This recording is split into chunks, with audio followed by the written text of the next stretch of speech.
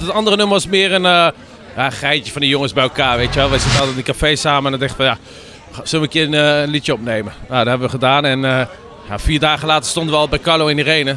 Terwijl dat helemaal niet de bedoeling was, maar dat was gewoon voor de fun, dat was lachen. Maar nu dan wel helemaal zelf. Ik vind het wel leuk, ik vind het spannend. Het is net als dat je een voetbalwedstrijd speelt. En even die spanning in het begin en dan is het klaar. En dat is hartstikke mooi. Ik ben altijd met muziek bezig geweest ook. En ik zie ook nog mensen terug zoals Koos Alberts. Ja, ik ben daarmee opgegroeid, weet je wel. Ik kom uit Arnhem en uit de volksbuurt. En mijn vader en moeder luisterden allemaal naar Nederlandstalige muziek. En dat vind ik geweldig. Dat ik hier mag tussenlopen, dat vind ik gewoon heel mooi.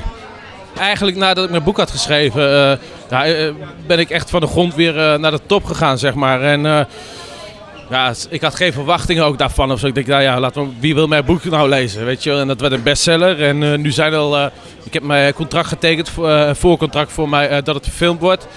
En toen kwam er steeds meer bij. Reality show en nu zingen. En wordt steeds gekker.